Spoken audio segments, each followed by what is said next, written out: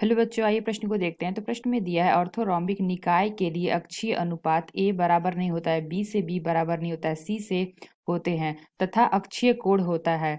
यहाँ दिया है 4 विकल्प ए, बी, सी तथा डी। आइए मुख्य अवधारणा की चर्चा करते हैं। मुख्य अवधारणा, तो ऑर्थोरोम्बिक निकाय, तो यह क्या होता है? ऑर्थोरोम्बिक निकाय, इसको हम क्या कह सकते हैं? इसको हम कहते हैं, तो इसको हम विषम लंबाक्ष भी कह सकते हैं। तो इस निकाय में तीनों छोर की दूरियां असमान होती हैं, अर्थात A not equal to B not equal to C, तथा ये तीनों एक दूसरे के लंबवत होती हैं। तो यहाँ पे हमने क्या देखा? ऑर्थोरोम्बिक क्या होता है? इस निकाय के तीनों अक्षों की दूरियां असमान होती हैं, अर्थात ए बराबर नहीं होता है बी से, बी बराबर नहीं होता है सी से, तथा यह तीनों अक्ष एक दूसरे के लंबवत होती हैं। तो एक लंबाई हमारी ये है और एक लंबाई हमारी ये, तो ये हमारा ए है और ये हमारा बी और ये हमारा सी। तो ये जो तीनों लंबाइयां हैं अक्षों की, ये बराबर नहीं होती हैं एक दूसरे के, यानी कि एक दूसरे से बराबर नहीं होती हैं, तीनों एक दूसरे के लंबवत होती हैं।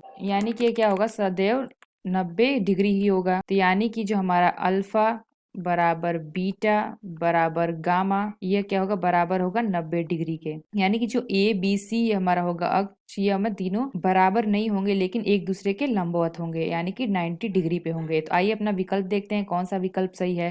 तो जो हमारा बी विकल्प दे रखा है, अल्फा बराबर बीटा बराबर गामा बराबर 90 डिग्री, यह विकल्प हमारा सही होगा। आशा करते हैं आपको समझ में आया होगा। धन्यवाद।